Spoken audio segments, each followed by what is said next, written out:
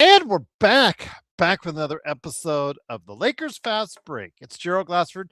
Thanks so much again for joining me right here at the Lakers Fast Break, Pop Culture Cosmos, where we cover the latest news and trends in pop culture each and every week, twice a week, wherever you get your podcasts. And before we have our monumental 500 week in a row consecutive Pop Culture Cosmos next week, we have our show covering the world of pro wrestling and the state of pro wrestling, where we preview WrestleMania, our thoughts leading up to wrestling's big event of the year coming up here. So go ahead and check it out today. It's the state of pro wrestling with me and John Orlando from the PVD cast. We talk over what's going on with the WWE, the major storylines, what we would do to change them.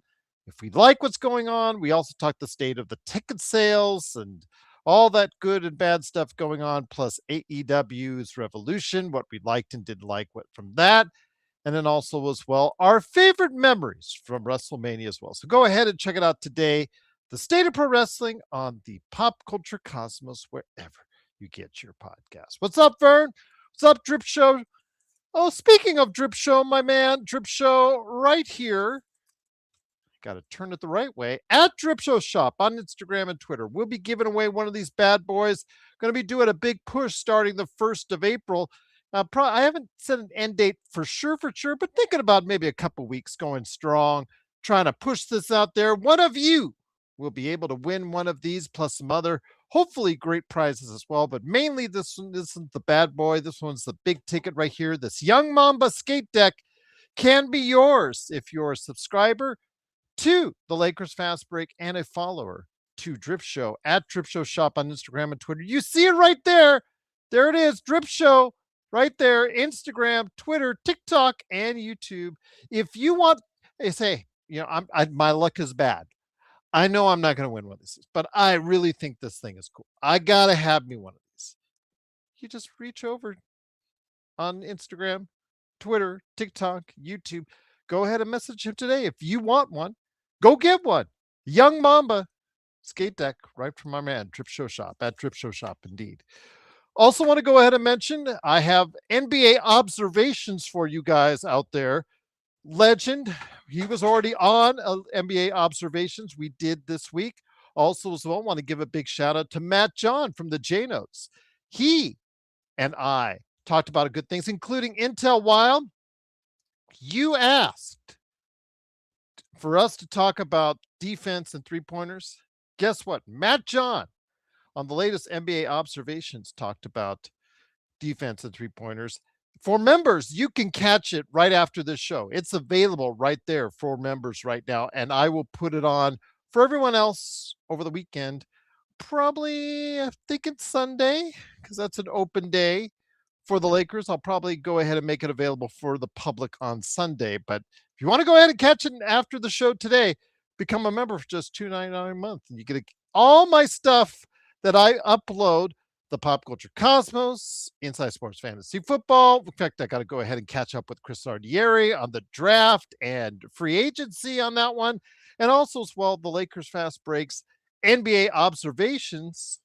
Those all get uploaded ahead of time for members. So go ahead and become a member today for just $2.99 a month. The best deal.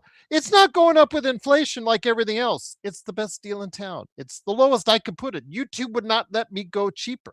So there you go, $2.99 a month for members indeed. Plus also as well, like and subscribe. Go ahead and hit that notification bell so you can be notified of when we go ahead and put out a Pop Culture Cosmos and make that public, or a snack pack coming right at you, or a Lakers post game, or an NBA observations, or anything else. An LFB clips could be coming at you as well. So go ahead and check it out by becoming a subscriber on this channel as well. Gerald, did you see the Dodgers opening? Yes, we won. Yes, I am aware of the 8-2, and I do know that the Dodgers, going into the time when I started the show, were leading 5-4. A good start for the Dodgers. Here in the Las Vegas area, I can tell you that the Dodgers were well represented with a lot of people that were dressed in Dodger blue on opening day. It was good to see as far as the fan base is concerned. So if you had your Dodger blue for opening day, more power to you. And here's to a great season for the Los Angeles Dodgers. Hopefully, a three-peat is on the way for this team as well. So go ahead and give them support. Joe Soro would love you for it because he does have the Dodgers on his queue as far as the Joe Soro experiment. And also Empire Jeff. I want to send him some shout outs as well because he covers the Dodgers on a daily basis there as well. And don't forget my man, Daniel Berry Sports Highlights, DBSH. Yo, don't forget about him because he's on his way to 20,000 subscribers and he's doing a great job showing you the great highlights around the sports world as well. Hung, how you doing? Is Joe watching the Dodgers game? He was going back and forth on Discord. Yes, he was. He is watching it. I'm assuming as we speak, so he probably will not be on, or if he's on, it'll be after the Dodgers game.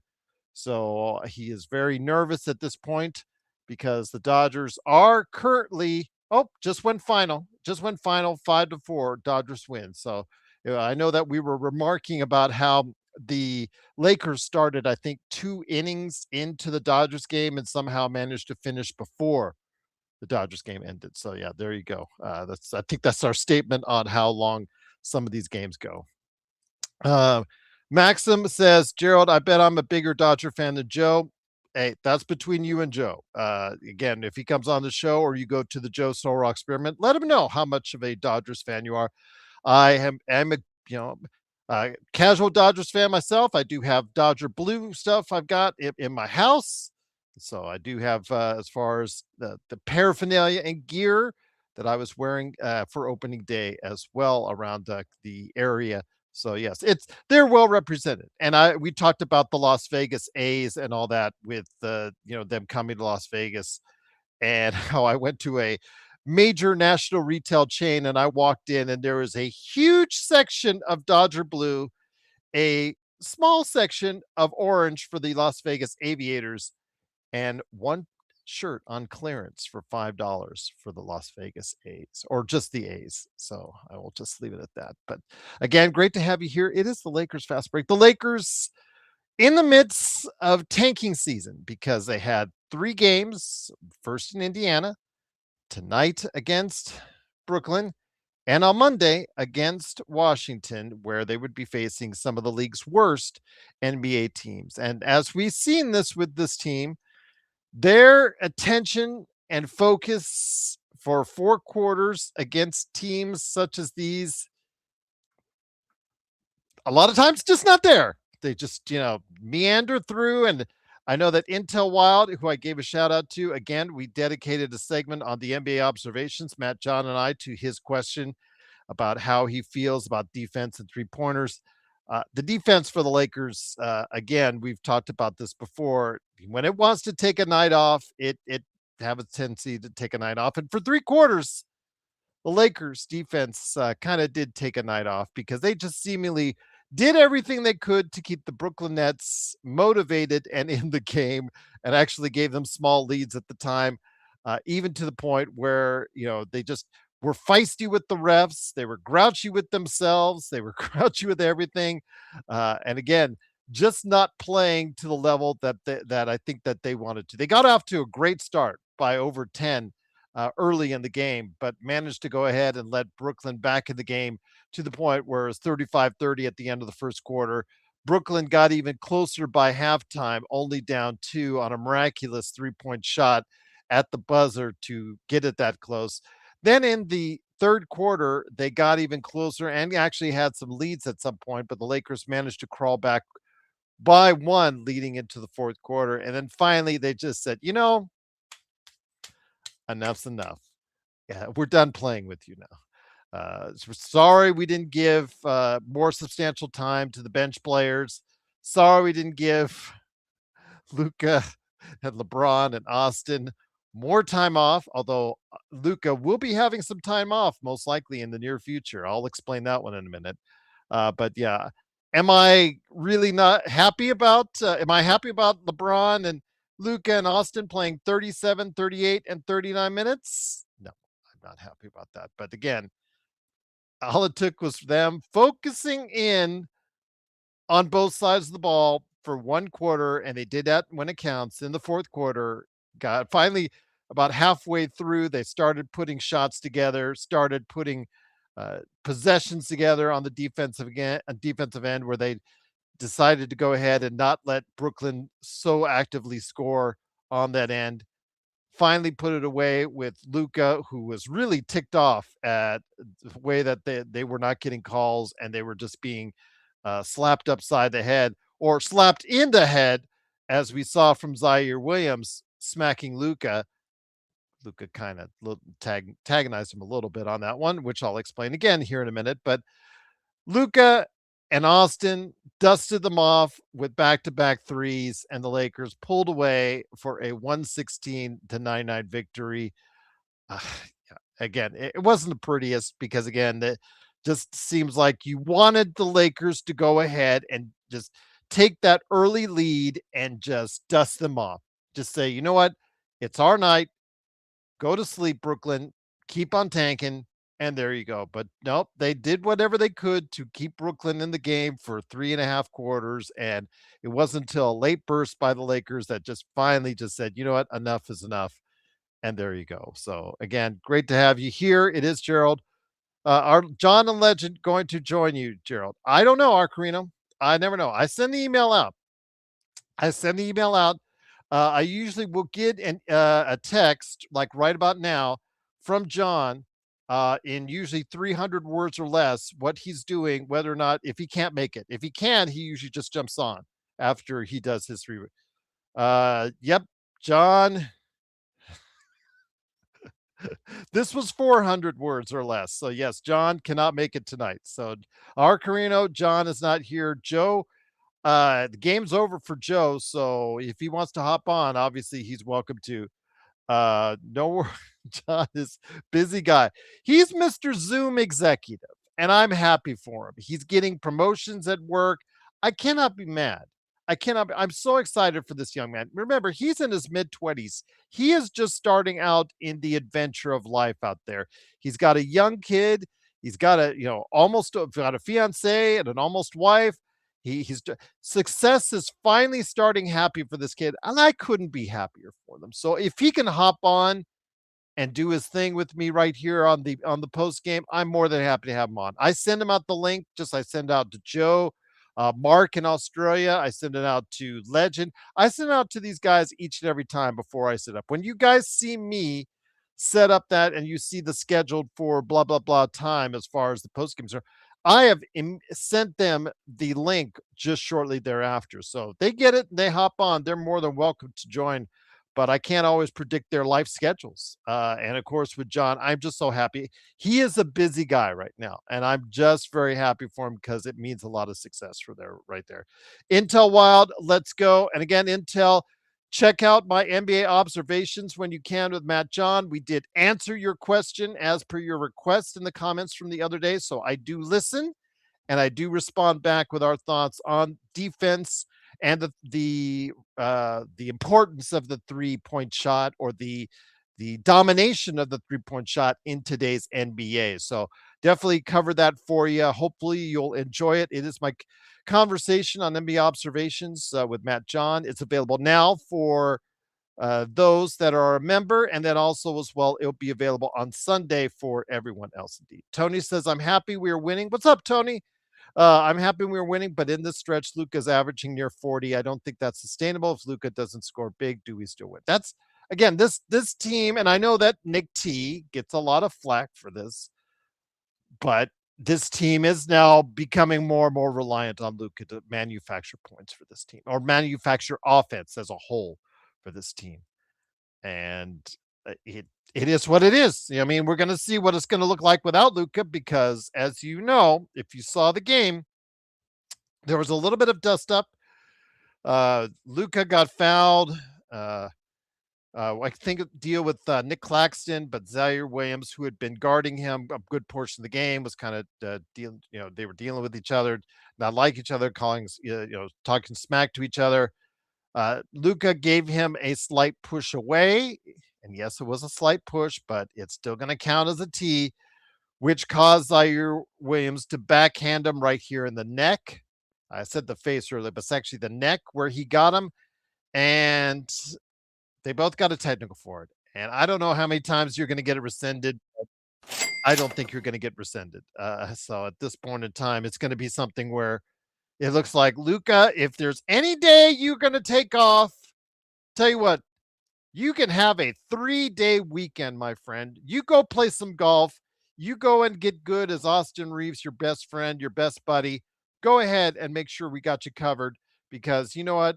You're taking the day off against the Washington Wizards because, yeah, it looks like, unless it gets rescinded, that Luka has been suspended for the Washington game coming up, which is fine-ish. I don't want to say it's fine, but it's fine-ish because we've got Cleveland the next night. It's a back-to-back at home where we've got Washington one night, Cleveland the next. So obviously we want Cleveland for our main guys to be ready for Cleveland that next night. Or is it OKC? I thought it was Cleveland. Let me go ahead and make sure because Intel, you've got on the super chat, and I truly appreciate it that you say it's OKC. Is it OKC first in Cleveland or Cleveland at OKC? I'm going to look that up right now. It is no, it's Cleveland on Tuesday. It's Cleveland on Tuesday. Next Tuesday in Los Angeles, I'm calling it. We will defeat the Thunder. You had me worried there, Intel, but I appreciate the super chat nonetheless. They play Cleveland on Tuesday, and then on Thursday next week they play at Oklahoma City, which is what you're calling. Intel Wild right now has got the dibs on everybody. They're calling it right now. He's calling it right now for the Lakers at Oklahoma City on next Thursday. So we will see 6 days away. It'll be on Prime Video for that one. So go ahead and check it out there. But again, it is the Lakers tonight pulling away for a 116-99 victory. I'm just glad they got the win. I did talk about on my Lakers latest about Bronny James and he got the call in Indiana. He did okay. Today he hit a three and did okay, but he was kind of on like a -7, I think he was. -5. 3 points, that one 3-pointer. So I don't know. I'm still have not. I mean, he is. I said this on the. Oh, no worries. Thank you again for the super chat. My bad. I got wrong, Pop. Yeah, kind of scared me, Intel. Kind of scared me indeed. But remember, I still got that NBA observations with Matt John that you need to catch out during this weekend. Or if you remember already, you can catch it here after I'm on here for the post game. But I just wanted to talk to you guys a second about Bronny James.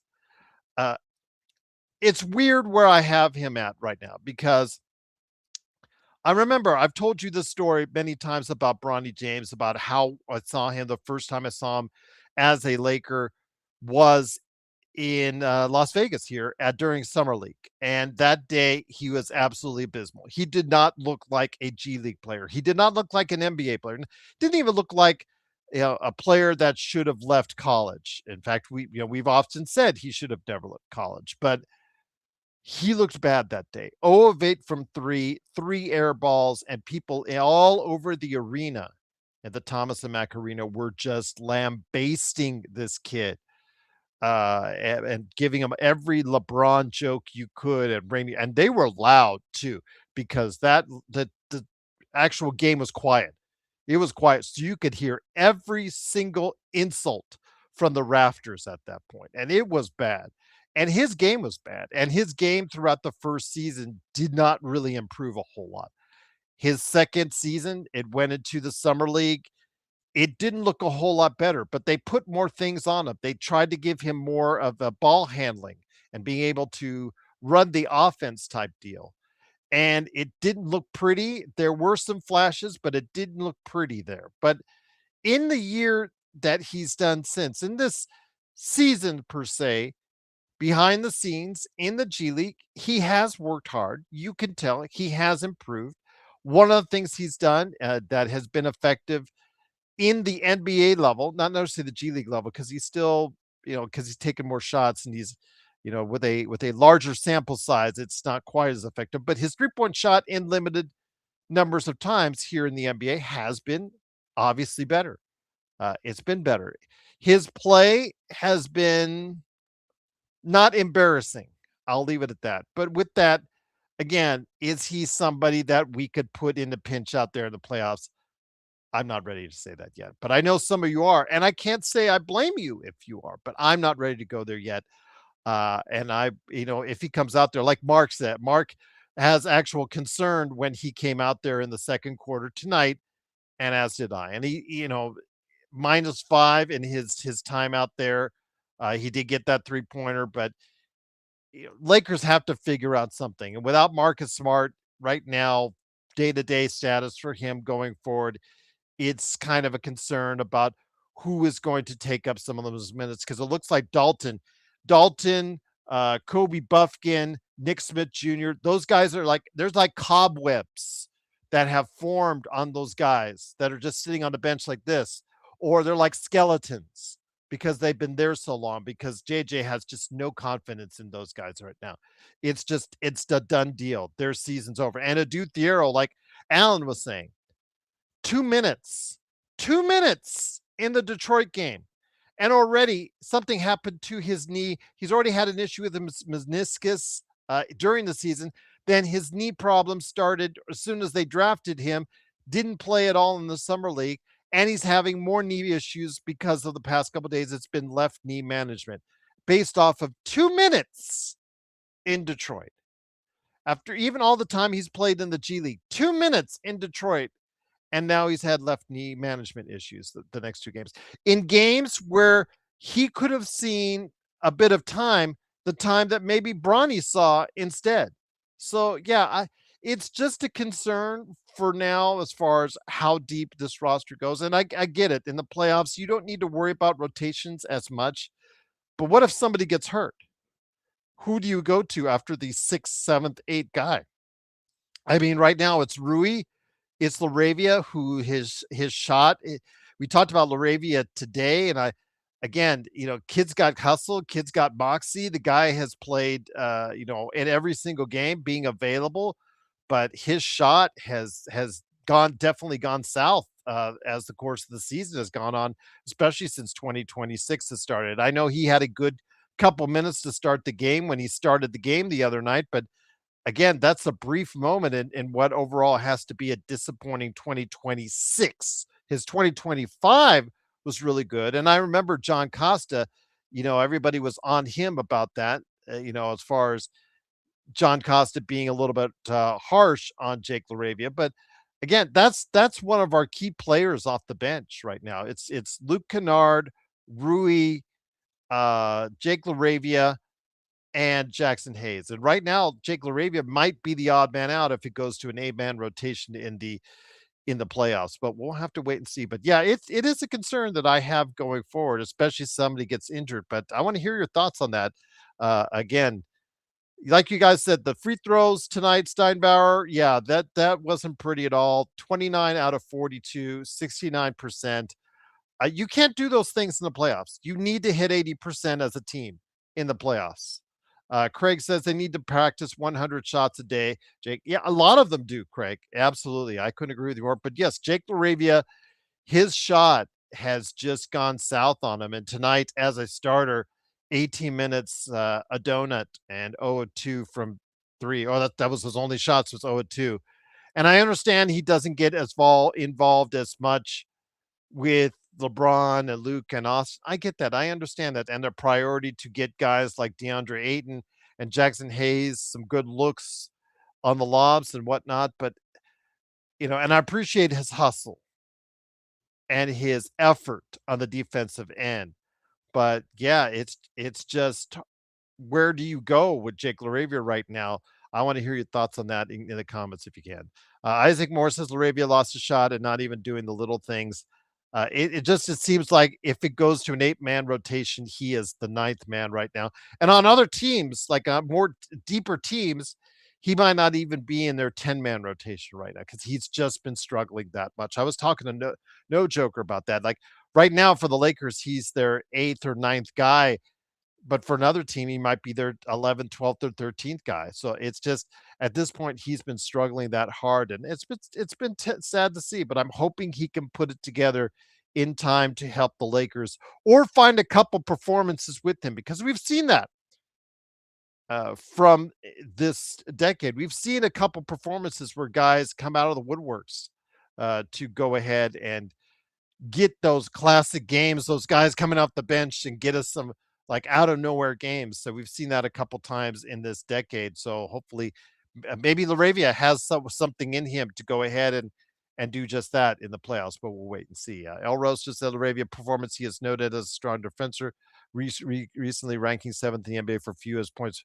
Again, it's just I never talked. I said his game gives you effort on the defense, or Rosto, but right now his offense is just it's just bad. And right now, again, the Lakers do need his availability because that makes it much easier for the Lakers as far as for finding a body out there. I get that. I understand it. But right now, yeah, it's just hard to Arabia because of his declining offense at this point in time and the confidence that he has in it. Well, looky here. He's a happy man indeed. His Dodgers won today, 2 games in a row. He is looking good. It is, of course, the man behind, of course, Sinblades for the Y.com, the company that he owns, and also the Joe Soro experiment. It is Joe Soro. Joe, glad to have you here. The Lakers decided to go ahead and figure out who they were and who they were playing against halfway through the fourth quarter. It was nice to see them finally pull away for the victory. The minutes played by LeBron, Luka, and Austin against a tanking team and one of the worst teams in the NBA is not that great when you look at it. But again, Luka irritated, agitated all game long by the way they were treating him and the way that the calls were not being made. He's going to have a nice 3-day weekend, most likely, because I don't think this technical is getting rescinded, but it's against Washington. So it should be able to go ahead and get away with it for the Lakers. Yeah, I would not challenge it. I would just play it out. I think he needs because to they have a game next night against Cleveland. So. Correct. I think it played out well. It played out. I know they still lost the Detroit game, but they had a lead with 39 seconds left. They almost won it.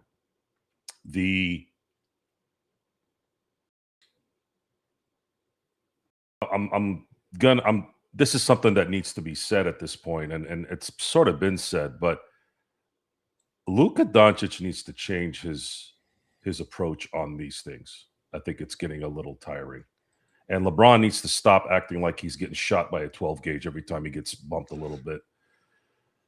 We don't have to worry about LeBron doing that for much longer, even if he comes back for another year. But Luka's going to be here for another decade. There was a time when Kobe was complaining a lot for a minute, and even he stopped doing it. Someone needs to get into his head. Maybe somebody talk to his pops. He listens to his dad, especially now. And he needs to, you know who needs to talk to him is Shaq. If anyone had a reason to complain, it was Shaq. And just because, and he said this perfectly, he goes, look, dude, I'm a human being. You hit me on the arm, I'm going to hurt. It doesn't matter how big I am. You know, it's not about the hurt part, though. Some people have a high pain threshold, some don't. Point is, this has nothing to do with that. This has something to do with the focus of not getting into this situation. Obviously, it doesn't affect his game. Nothing affects his game. The guy's got 400 different things going on outside his world, and yet he's dropping 41. I didn't even know he dropped close to 40.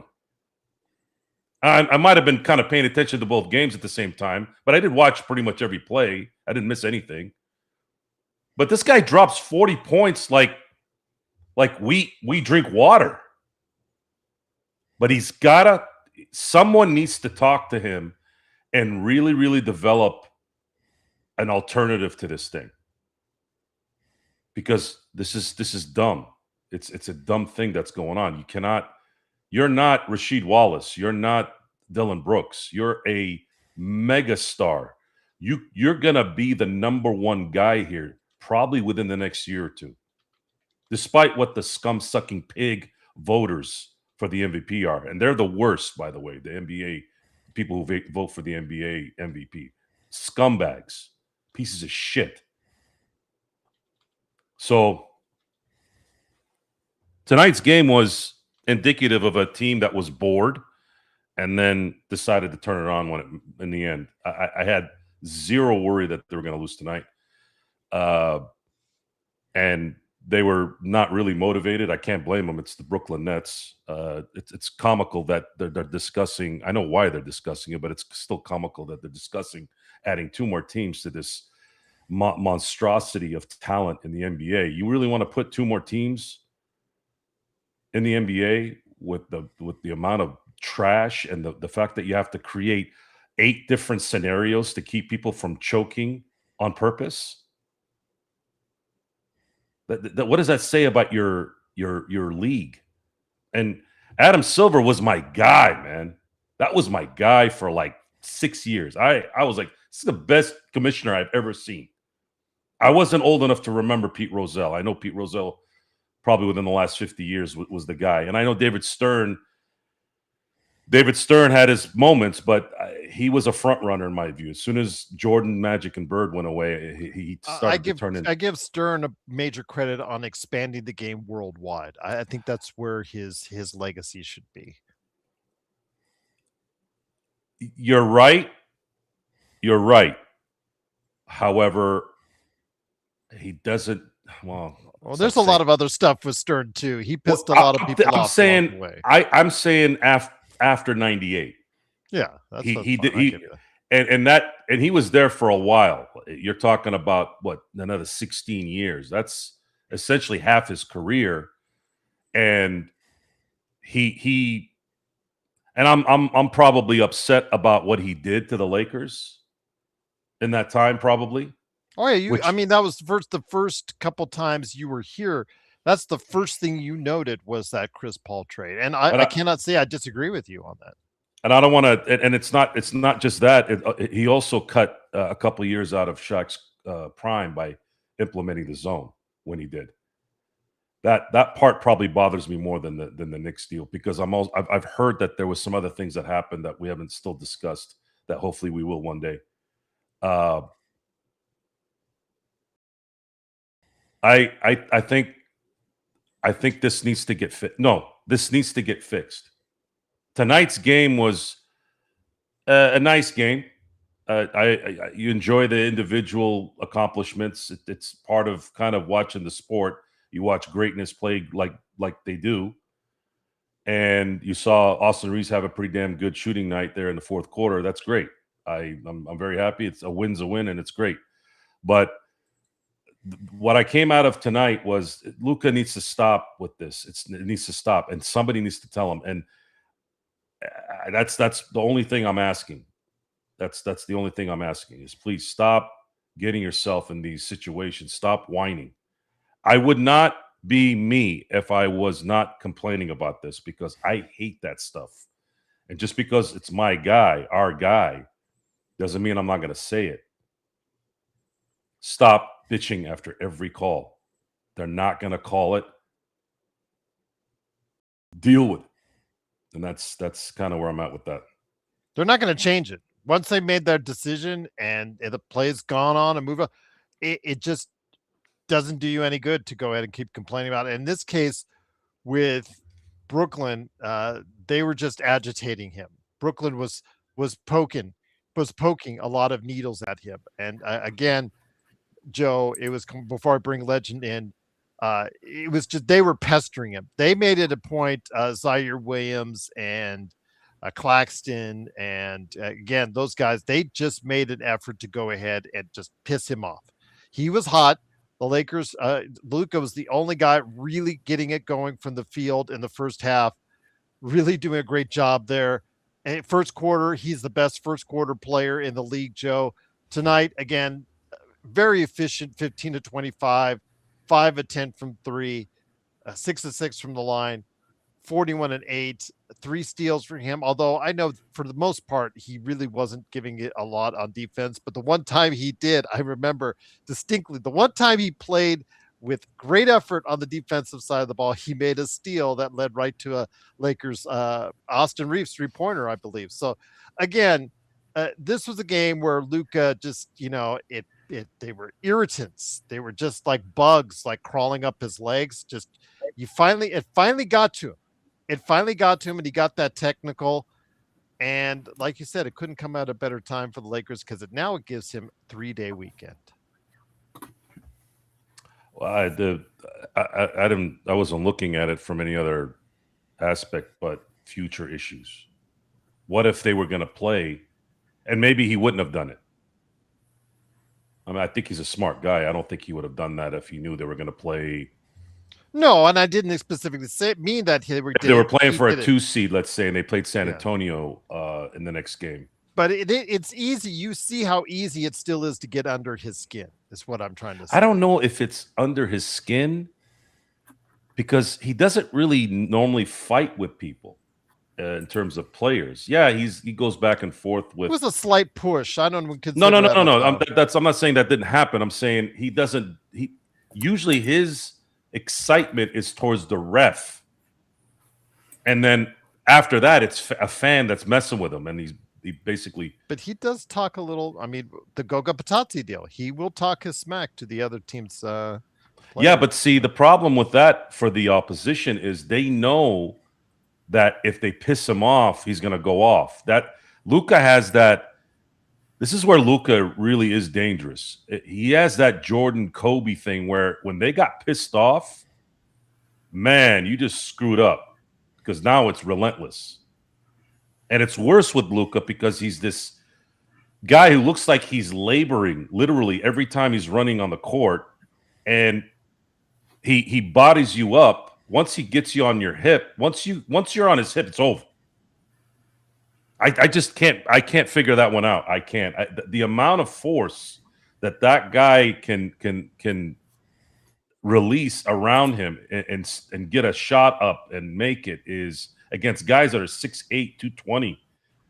It's amazing how strong that son of a gun is. And it was the same thing that, again, I'm not comparing him to Jordan, but I'm comparing him in that it's when you see a guy that size, or maybe let's say not as athletically inclined like most, and still bust you up, that's a surprise. Because a lot of the surprise with Jordan as he was coming up is they were like, this guy is so strong for a guy that's at that time, I think he was like 6'4.5". And he was strong. Like he bodied you up and he moved you around. It's force. There's an energy that these guys have that you can't really measure a lot of times unless you're on the court. Even Dylan Brooks talked about it. He says Luka's the hardest guy to guard because he don't get affected by anything, except for himself getting himself in these situations. He's too great of a player to be in this mode where we're on eggshells waiting for him not to screw up and get a tech. And that's it. That's really all that's the only problem he's got to fix in my view. I think everything else will play itself out. And as far as the MVP is concerned, they already gave that to SGA. It doesn't matter what Wemby does. Doesn't matter what Jokic or Luka does. Luka could score. Even if OKC loses the top spot in the East to San Antonio, which they could still technically do, that's not going to change your mind. The likelihood of that happening is not good. And even then, Michael Wilbon already made a point that he's got Jaylen Brown as an MVP. Like, really? I mean, can you East Coast assholes ever like get out of your own dick? Seriously. Jaylen Brown over Luka? Really? Oh, well, Jason Tatum was out all day. And oh, so you guys keep flipping shit. Now it's what's his name is out and they're playing pretty good. Did you forget they're in the East? Dumb shit. What would the record be for the Lakers if they were in the East? I guarantee they'd be at 50 wins already. It's just it's a waste of time. It really is. I found the stat. I went and looked at the stat officially. The last time a Laker won the MVP and it wasn't a first seed was the last time players voted for MVP, and it just happened to be an MVP on a losing team. The Lakers went 40-42. In 1976. That was the last time. And that was because the players voted. 1977, it started going to the writers, and then that's where everything went downhill. Let the players vote for the MVP at this point. I'm tired of writers, guys that can't stay up because their wives probably whoop them to tell them to go to bed like little bitches. Like, how am I supposed to take you seriously if you're not watching all the games to vote for an MVP? How?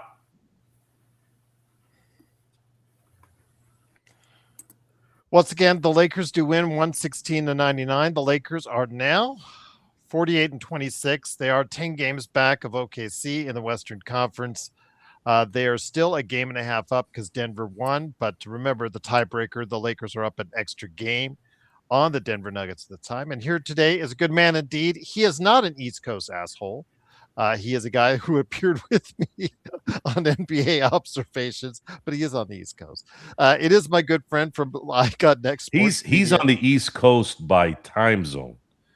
I've been to the South. The South is nothing like the Northeast. But it's by time. Nothing like the Northeast. I know that, but it's not as bad as it was in the mid 1800s, but it ain't the same. I was using it as a segue, Joe. I know. I just felt like saying that. Just for the record. It is, of course, Legend from I Got Next Sports Media. Legend, great to have you here. Again, check out our extended conversation that is available now to everyone on NBA Observations. My friend, the Lakers decided to go ahead and play basketball in the fourth quarter, which is great. They decided to go ahead and, we're playing the Nets. They suck. Let's go ahead and play some ball. All game long, they were just irritating the Lakers, and you can see they just weren't focused. They weren't determined. They got up to an easy, 10-point lead like right away, and you could just see they just turned it off from there. Despite that, Brooklyn, in its own ineptitude in that fourth quarter, just took whatever competitive advantage that they had on the Lakers and just threw it away because you just see what they're at as an organization. Your thoughts, my friend, on the game? Luka again with 41, a very efficient 41. Looks more likely he will be taking the weekend off with a one-game suspension on Monday. Get that golf game going, I guess. Austin came alive in the second half and especially in the fourth quarter with 26 himself. Again, the Lakers just, when you're a good team and you're a good team and you're playing one of these bottom feeders, tanking teams at this point, it just takes only a spurt to go ahead and focus for just a little bit to put them away. But it would have been nice to not have LeBron, Austin, and Luka play 37 to 39 minutes tonight against a team like Brooklyn. It just would have been nice. Yeah, win is a win. They went out here and took care of the win, got the win. Would have been better if they would have went on and kicked their ass a little earlier in this game and let Bronny James and all them little young kids just go out there and have some fun, man. Game over, go do y'all thing and let Reaves and LeBron and Luka, all you boys, get some rest. Start getting ready for the playoff time and get ready for the real competition that's coming up with OKC. That's the only thing I can really say negative about this game. You just got to go and finish them off a lot sooner. They looked like they were kind of, just out there.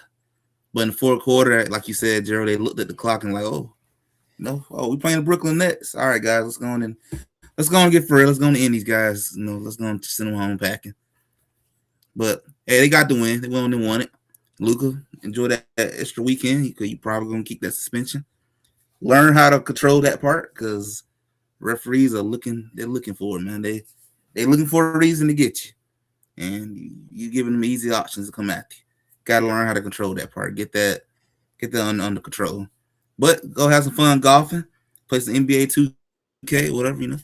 Have fun because you're gonna be have a long little weekend. Joe, before we get to Tiger Woods, and I'm just at this point, Tiger Woods, it just is what it is. But I know they're asking for your comments on it. Before that, JY says, if Luka wouldn't have gotten suspended, I believe he would have broken Bam's 83 points against the Wizards. I don't think they would have. I really think, JY, that he would not have been in there long enough to get 83 against the Wizards. But who knows? But Joe, your thoughts on that as far as how bad the Lizards as Band McMahon? I think that's a great vernacular for them because of how many L's they put up. Your thoughts on Luka missing out on the Wizards? I'm not sad about it because the fact is they have Cleveland that next day as a challenge, and then they've got OKC on Thursday. So why not give Luka a day of rest? It looks like he's going to get the requirements made because he's at 62 games now, I believe. Just needs 3 more to go ahead and be eligible for all the postseason stuff.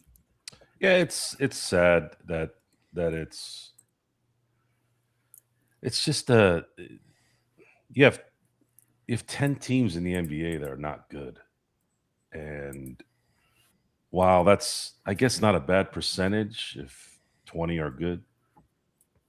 I still think that the play-in is a stupid thing, even though it benefited the Lakers a couple of times. I don't think that rewarding mediocrity is good, and this is all it is rewarding mediocrity because it doesn't matter in the end of the quality. They don't care about quality; they care about money.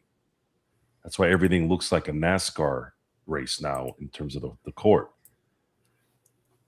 And watching the Nets play today, it's the same script for everybody. When is this going to get busted? When a team sucks, they just shoot threes. That's all they do. It's just like it was when I played at the gym. Once you get tired, boom, you start shooting threes. That's it. You don't want to go to the hoop. You don't want to do anything. The thing with we were talking about the Wizards, which is the Lizards is actually pretty good, by the way. I never caught that. That's a good one. The L. Yeah, McMahon. I'm going to give Tim McMahon all the credit. Yeah, that's on pretty good. That's pretty good Yeah. because they're the Wizards, and they're not. They're the Lizards because They're the they serve Lizards. L's. The issue with the NBA is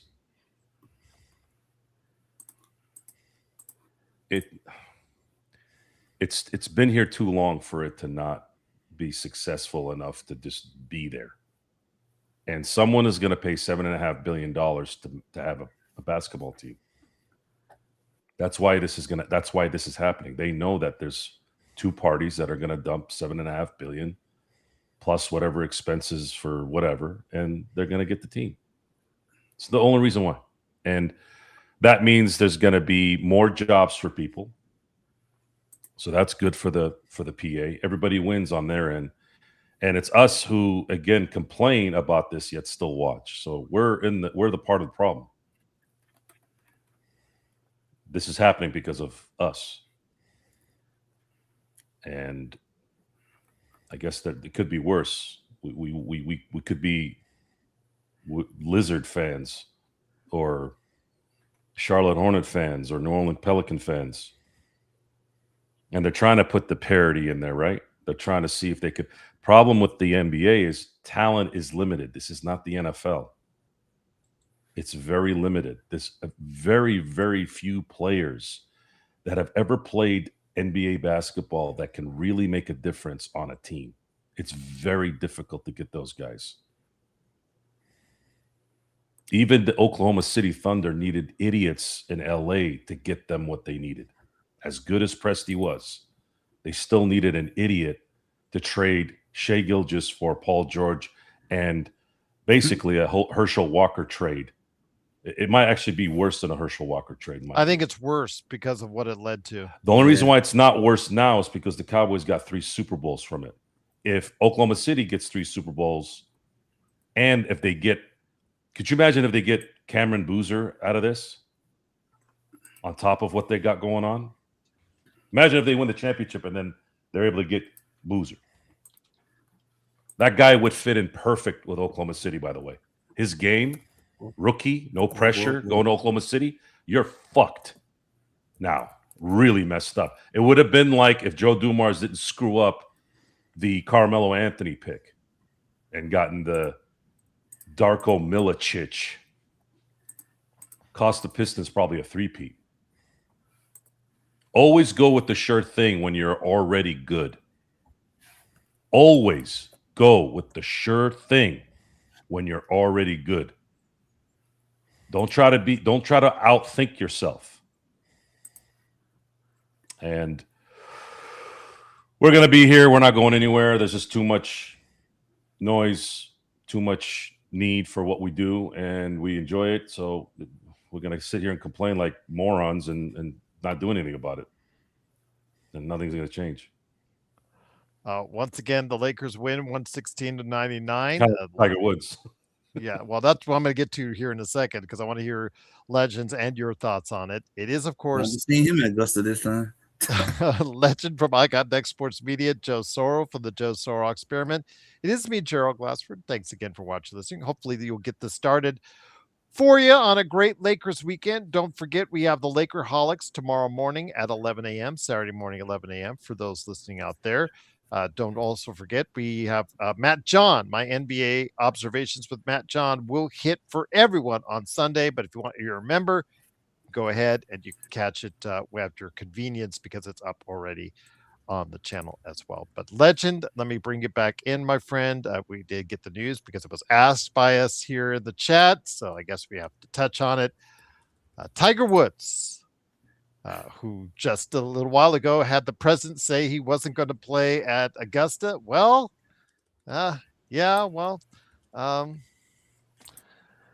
kind of did a boo-boo once again. First of all, I mean, they were so excited, and ESPN was so excited to get him involved in golf again that they went to and created a league based off of a golf simulator. Let me repeat that again. A golf simulator league, and trying to make it serious. And ESPN was actually showing live thing, and I turned on for 10 seconds and I'm just like, seriously? I could go down to the golf shop and watch people hit on the simulator if I care about that. And this was arenas filled with people watching other people hitting like Tiger Woods on a golf simulator. I couldn't believe it. I couldn't believe that's where we're at as a society in 2026. So be that as it may, my friend. I guess he lost in the championship final to LA in this golf simulator league thing. And he took it so hard, he brought those bad habits out again and rolled another car again, Legend, and got arrested for DUI. I cannot believe. At what point? The legends die hard, my friend, and it looks like that legend with Tiger Woods is dying even harder. Yeah, it looks like it's definitely going downhill, and for some people it's hard to accept that it's over. Them days is long gone. Them days of seeing him in Augusta, I can actually say seeing him in my home area because it's all home for me. Augusta is pretty much like home. I live literally like 45 minutes from where the Masters is held at, and you won't be seeing him down there this year. It's hard to, for him to accept that, but, you got to accept, Father Time is undefeated for a reason, and Father Time is been kicking on for a while. Back fusion surgery and back issues, and then, of course, with the other accident, by the way, another DUI or a DUI? Yeah, it shattered his ankles or feet. Yeah, it didn't learn his lesson the first time, Legend, so why not do it again? See how badly you can roll a car again. See, Tiger, what you should have did, man, just get you a designated driver. You want to drink and all that. You've been fine, man. I think he's made enough cash, don't you? Not get behind the wheel. I mean, it should be pretty easy. You can really, literally. Why didn't he just get a Tesla? It's a nice little tip, man. And at least, okay, if you want to drive, get a Tesla. It's got an auto drive. It's absolutely puzzling to me how Tiger Woods is in this. Tiger Woods is Michael Jordan. He's Barry Bonds. He's Shohei Ohtani. This is not supposed to happen to Tiger Woods. This is an OJ thing where he was always a dick. I mean, meaning in terms of being a piece of shit human being, not a jerk to people. It's dumb. what's going on. There's something else going on here. It doesn't make any sense. A guy that was that steel trap clutch to be like this makes zero sense. Absolutely zero sense. And I don't know if it broke apart because he wanted to live that family life and he wasn't living that family life. This nonsense of trying to appease the public and advertisers and pieces of shit people that have no business being catered to. Why? Because they're giving you money. How much money do you need to lose your identity? Tiger Woods should have been banging everything on the planet until he was 50. Then get married. You know how many 30-year-olds are going to marry you? A 50-year-old man? You would have been able to have 2, 3 kids, however the fuck you want. With all the money you have, you're probably going to live to 100 anyways. Why don't people do what Derek Jeter did?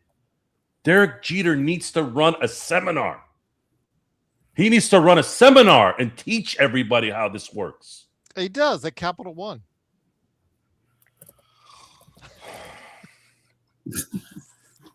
Along with the astronaut. I needed that soundboard that I have with the. Okay, That's all we're gonna hear about the whole commercial he's in. now. But I get your. The frustration with Tiger Woods is similar to anything when it comes to that guy, that girl, whatever, that's great, that puts themselves in a position where they're not great where they should be.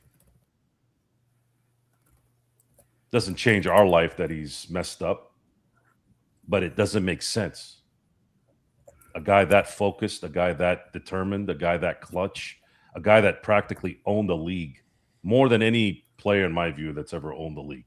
More so than Jordan, more so than Shohei, Babe Ruth, maybe Babe Ruth, but I wasn't there.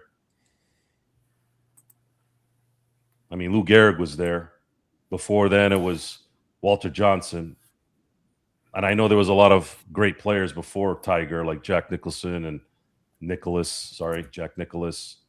Arnold Palmer. But Tiger owned the PGA for 15 years. If I heard that he wasn't in a tournament, I didn't watch it. I still watch basketball when Jordan wasn't playing. I still watch football without Tom Brady and Peyton Manning. So to see that steel trap, I used to always say it's Jordan, it's Tiger, Kobe. That's who those guys are. And I don't care if he's addicted to freaking pills. Jesus Christ, get a damn driver or get a Tesla that can drive. How many times are you going to? Because the problem now is he's lucky he hasn't killed anybody. And you know what's sad about that? Even if he did, he'd probably get away with it because of his money. So he should be thanking his lucky stars that no one has died in this is his 4th accident? I think so. 4 accidents. 4 accidents. If that dildo over there in Calabasas killed somebody and got away with it, you don't think Tiger Woods would have gotten away with it? Yeah, it's not. It's just, it's sad. It's very sad that the greatest athlete, arguably, of the 21st century is this. But you look at his career, Joe, and it's just something where he's not won multiple times in over 10 years. So, father time gets the best of us. Yeah, I think that has a lot to do with the fact that if you guys do a little research on this man's swing, this man swung with so much power and so much determination and torque. His knee, his back, eventually his Achilles busted too. Yeah. This Also, is but one of those accidents also really messed his legs up too, as well. it's bad. yeah, and golf is not obviously a sport that you would think is treacherous to the body, but it is. I mean, Fred Couples was begging the PGA to give him an exemption for a golf cart because his back was toast. He goes, I can swing, I can do this, but if I walk around for 18 holes, my back's gonna die. Well, sorry, Fred. If you can't freaking golf the way it's supposed to, don't play. It's not like Barry Sanders is gonna come. Hey, man, I can't run, therefore I can't play. They won't let me play. Well, you need to run. So this is tragic because he also has kids. And maybe I have a little bit of a soft spot when it comes to parents, kids, too. But Tiger Woods should not be doing this. He should not have ever been in this situation. I can't understand how a guy that smart is this dumb. I think that's probably the part that I'm surprised at. This guy has no reason to be stupid. It's not like, okay, let's say he had CTE and his brain went to mush and he turned into Chris Benoit. Not in terms of the murder part. I'm talking about the effects of his career. It's golf. Obviously, he doesn't have that. But there's something else there that might be frustrating him, that he can't be who he used to be, maybe. I don't know. He was doing this when he was still somewhat valuable. I don't think it's that. I don't think it may have compounded it, but this man is suffering from something, and I don't know what it is. It doesn't make any sense.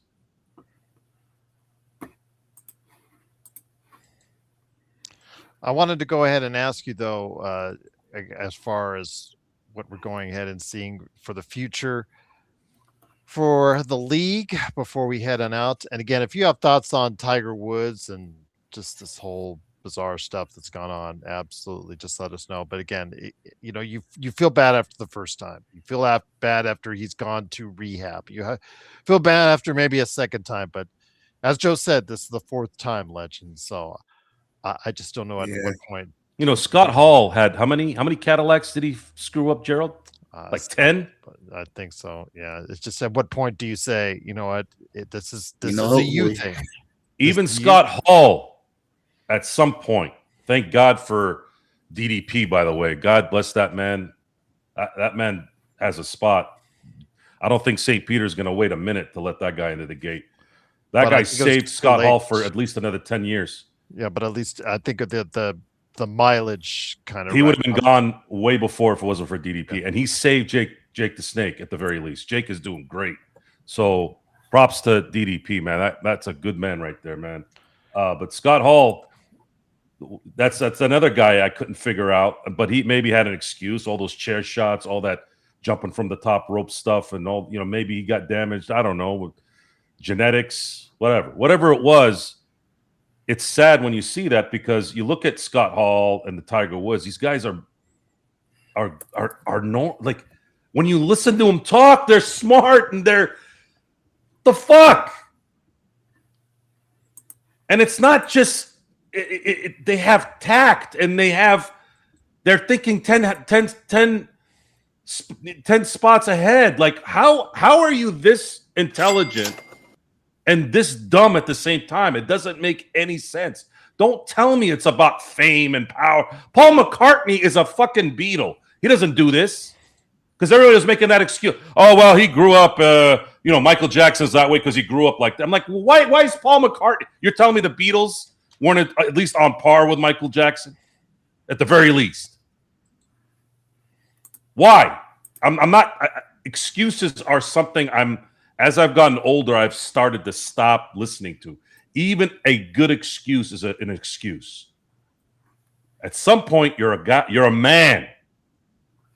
This is maybe where I'm a little bit of a chauvinist. When it comes to a man, I judge men a little bit harsher than women in this. You should be stronger than this for being as smart as you are. And thank God you didn't kill anybody.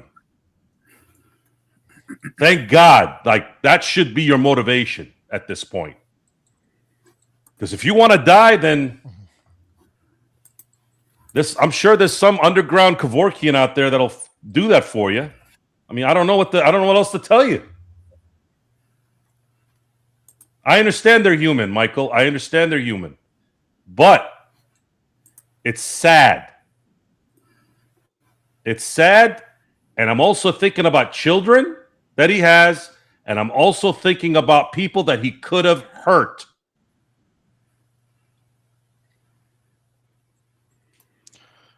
So with that, because you hear that excuse, right, Gerald? Oh, well, he grew up this way. Okay, so Tiger Woods didn't grow up underprivileged. He was very privileged. He had a father that loved him, a mother that loved him.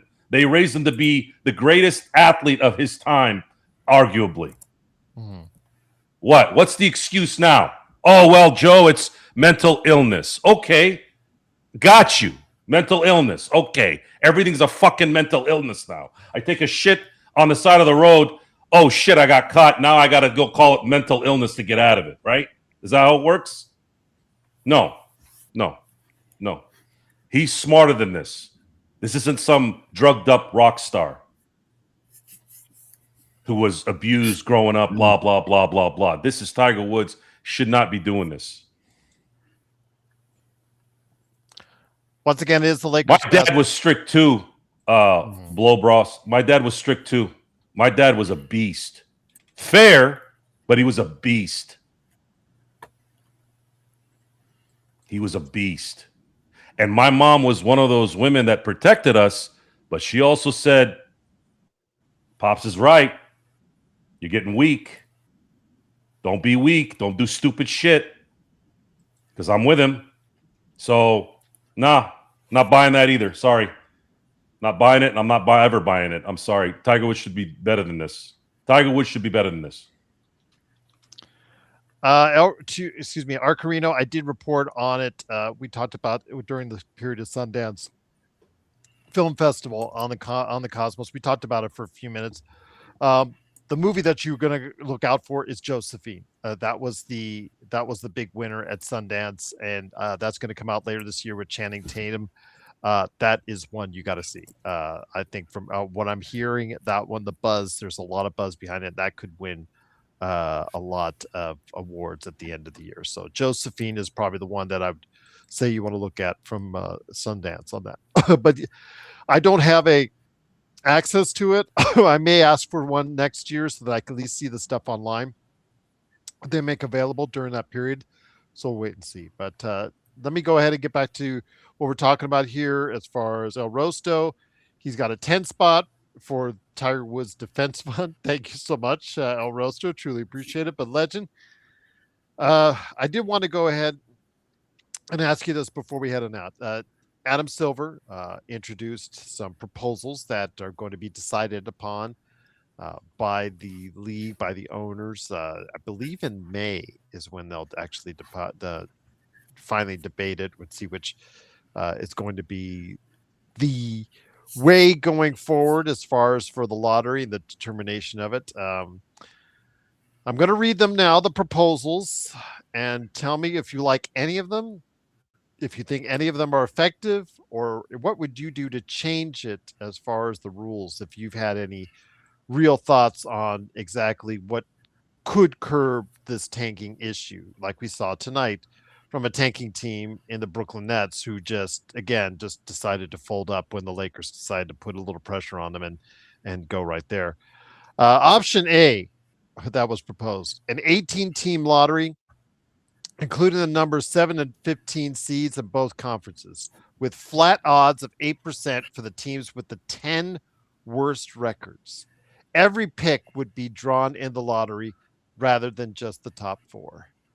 Option B, a 22-team lottery, including the numbers 7 and 15 seeds in both conferences and the teams that lose in the first rounds of the playoffs.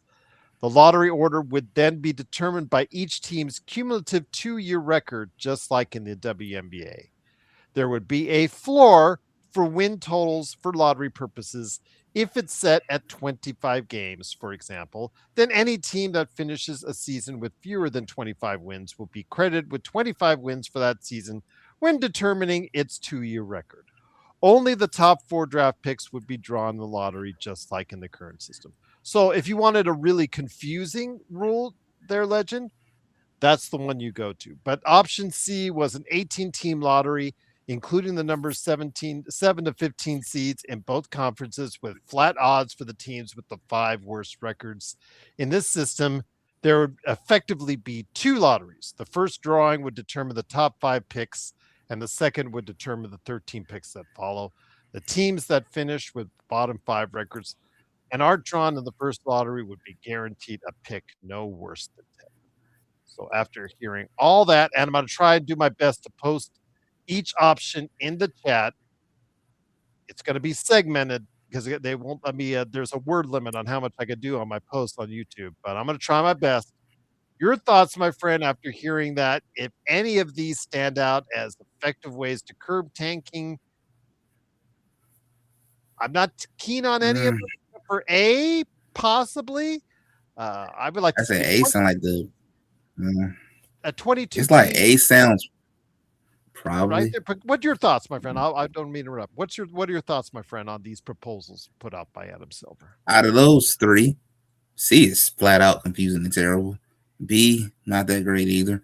A is decent. I feel like what they should have did was it just make everybody have the same amount of odds. Nobody got no higher chance of based off you losing. Just everybody got 8% chance all the way across. I think that's not a bad idea to keep the. Well, I wouldn't add nobody in the playoff. In my opinion, if you're in the playoff 8-1, you shouldn't have no lottery pick. You in the playoff 9 and below, yeah, you should be in the running. But I would just make everybody have the same amount of odds. So that way, there's no point of tanking at that point. Well, what's the point of tanking knowing that even if I lose all these games on purpose, I got the same amount of odds as the one who is winning. Might as well just go out here and actually try. So I feel like if you just gave everybody the same odds, that should help kill a lot of the tanking issue. But option C just sound horrible, man. Like that's I don't know. Somebody was trying to be big brain moment and just did too much. Joe, again, 3 lottery proposals that have been put out. I'm trying to segment it out as best I can in the chat because some of them are so long. It's just hard to go ahead and put it all there in the chat at one order. Your thoughts, my friend? Again, 3 different proposals. Make it even more confusing to follow. I personally think if you made the 22 teams and then just flatten the odds for all of them, and that would include the teams losing in the first round of the playoffs, I would say that, you know what, that would be something a little bit more palpable, and just flatten them all out and see where you go from there. But again, that's a little drastic. I understand that. But your thoughts on A, B, or C, or something else you had in mind as well? Yeah, when I was reading the 3, I was trying to decide which one I wanted to wipe my ass with first. First print it, I think you then could do it wipe in my all ass of with them it. to an extent. Yeah, I probably which do one it would with have C been the most for sure. the hilarious part about this is they're confusing this just like they did the CBA. You have to be a rocket scientist now to make trades in the NBA because we need to cater to everybody. I keep telling you all this. When you have to go to those links to confuse people to make everyone happy, you fuck shit up. This is what this is. You know what would solve the tanking issue? Getting rid of the lottery. Going back to the basics again. And you know what else would help? Since all these pansies can't play 82 games a year, how about you do this? You're going to bring in 2 other teams. Your league is going to get even more diluted than it already is. Okay? You didn't get your increase on well, maybe you got a little bit of an increase on the salary cap, right, Gerald? Yeah, but Sort remember, there of. $1 million is coming back off the cap because of the Right, local because revenue your is your shitty ass CBA created that, not. and your product created that, right? But it doesn't matter to them, right? It's $1 million, it's a write off, whatever. But in terms of the quality of the game, I'm talking about, and all this stuff. How about you do this? You're going to bring in 2 other teams Finally, Seattle's going to be happy with their team. Coincidentally, I don't know if it passed or it's going to pass, but that dipshit governor wants to put that millionaire tax. No one's going to want to go to Seattle now, right? No one's going to want to go to Seattle and deal with having to pay $4 million of their money to some dickhead that's going to spend it on what? A bunch of people smoking crack, like they do in San Francisco and LA. So what are you exactly doing? What is the hard on about bringing back a team to Seattle? If they were good enough to keep a team, they would have kept the team. Oh, well, Seattle's such a beautiful city, and the fans really wanted it. If the fans really wanted it, they would have made it happen. Guess what? It didn't happen. And by the way, that was the one thing I was supporting David Stern on. That was the one time that I was like, I know what David Stern did there. He pulled one on him because that was the only way to go. He had to make up a story to get out of whatever stupid ass ill decision being able. They were not able to make a decision. It was like married couples who keep asking themselves every night, what do you want to eat? What do you want to eat? What do you want to eat? No one knew what the fuck was going on over there. David Stern says, don't worry about it. I'm not going to do anything. And then he went, got a deal done and said, all right, I'm done with it. Fuck it. You want to blame it on me? Fine. So you want to better this thing for the pansies that can't play 82 games a year, and you want to make this somewhat viable. How about this? There's 82 games. Get rid of the stupid fucking ass tournament and get rid of the play-in. And then have because you're going to split into 4 divisions now. And the divisions are pretty geographically good, by the way, if Memphis goes to the East. Minnesota could go, it would work, but Memphis is better. Memphis is the furthest east by I always use the C word on this, but I think it's a little vulgar, by a pubic hair next to New Orleans. So now you're going to have four teams in a division. So you have those 4 teams, like in the 80s, they're going to play their division rivals 6 times a year. Then they're going to play their conference 48 games. So it's 1848. And you're only going to play 1 game against the East. However you can make that play out. Whether they're at your place or at that place, that's it. 1. That's 82 games right there. Very, very minimal travel. The product will be better. You'll be able to create division rivalries. Get interest going in the fucking game, not painting the fucking floor, which, by the way, you can't even keep the fucking ice from underneath fucking up. What the fuck do these people do all day? Seriously, how the hell did that happen in LA? Oh, well, the ice is coming up from the floor. What do you mean the ice is coming up from the floor? How the hell? Fix it. Make the product better, you fucking morons. We don't need... Well, if a team goes south, they're going to pick 8th. But that's only if the ball falls left on the right of the lottery and then goes up. That's basically what I was reading today. I'm like, what the fuck is this? What is this? Just get rid of the fucking shenanigans and make it normal. You want better quality? You want teams to get better? You know what you'd have to do, which you're not going to do? Make a 3-year rule to come into the NBA, because players, when they used to come to the NBA, were good right out of the gate when they were great. Hakeem, Michael Jordan, David Robinson. Because they played 3 and 4 years. You're asking a 19-year-old to come guide your team? Half those guys flame out. So it's just nonsense. It's complicated. They're just sitting around making shit up. Make it simple, man. Life is already complicated. Make this simple. It's just a fucking sport. And if people are going to bitch and whine like the fucking dick faces that complain about the Dodgers winning, fuck those guys, by the way. Fuck them. All of them. Because they weren't complaining 2 years ago.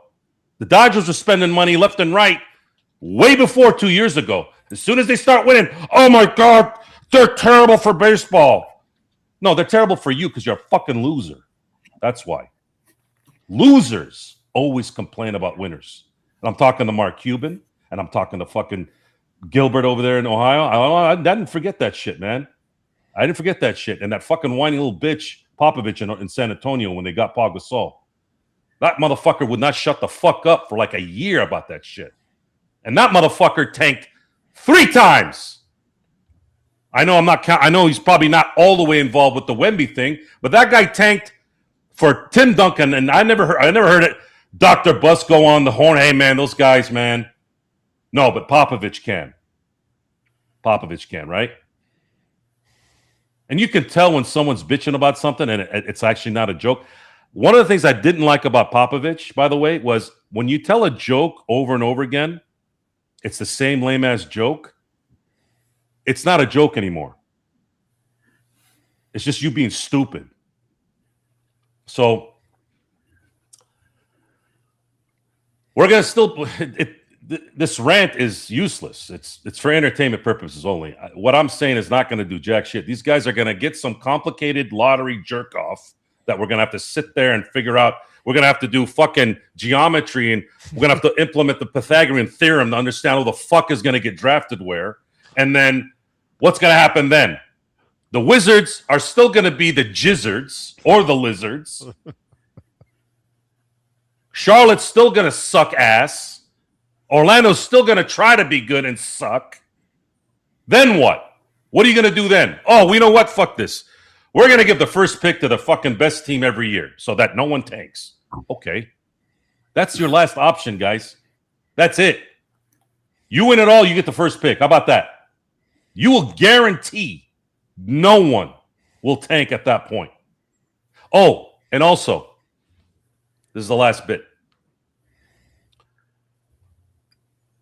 Get rid of the 65-game minimum for awards and make it tied to super max eligibility and years that are guaranteed, and watch how fast that changes shit. If you can't hack playing 82 games a year and you're making $50 million a year, fuck you. Take $20 million then. How about that? Who's going to argue against me on that one? Tell me, G. Tell me. If I looked at a player in his face or a general manager or a coach, I don't give a fuck if it's Popovich. I don't care if it's Presti. I don't care if it's Michael Jordan. You tell me, would they have the gall to say that that wouldn't work and that I'm not right on that? And I'm not trying to be right so I can go pat myself on the back off camera sitting on a couch, okay? This is about solving the problem. I solve problems in my life, in my work. That's what I do. I'm a problem solver. And what I do when I solve problems is I make it easier for everyone, not more complicated. Why are you complicating it? No one gives a fuck about these awards. They care about their money. Fuck them with their money and watch how fast they'll be playing 75 and 82 games a year. Tell me I'm wrong. Once again, the Lakers win 116-99. They are now 48-26 on the season, still third place in the Western Conference. Intel Wild said, it's ironic. I had the brew. She had the chronic. The Lakers beat the Supersonics. Great. That's probably the best part about them coming back. Absolutely. That song's gonna get like, it's the already iconic song is gonna get, Ice Cube's gonna see a little bit more residual income from that. Just as the second the Supersonics come back. Yeah, alongside the Amazon War of the Worlds, people were watching that. It's just scary. I'll just leave it at that. But again, he'll make some money off that indeed. But yes, appreciate Intel Wild and El Rosto for your generous super chats for today's show. But before we end it out, Legend, what you got cooking at I Get Next Sports Media, my friend? I'm definitely might have to do a special video to talk about how LSU girls just got eliminated tonight. Had that major upset happen on the women's side of the tournament. And then we're probably going to talk about the WNBA expansion draft that's getting ready to come up for the Tempo and the Portland Fire. So we're And ready the to hear about Connecticut that. Sun, I guess, just got sold and will be headed to Houston. Is that correct? That is correct. The Comets are coming back. Unfortunately for Connecticut, they lose 18. And then lastly, I gotta talk about Tiger Woods, how he's supposed to be in my area, enjoying the major thing that happens in Augusta every year. He's supposed to be being here with everyone else, but nope, he decided to go out here and just do something stupid. So probably gonna talk a little bit about that, and then I might see if I can try to go to the Masters in person, because like I said, it's like 45 minutes from me, so I want to see if I can go to it, check it out. I know all the hotels in my area are gonna be slammed, very soon. So. Well, there you go. But wishing you well on that. And please make sure you check out I Got Next Sports Media.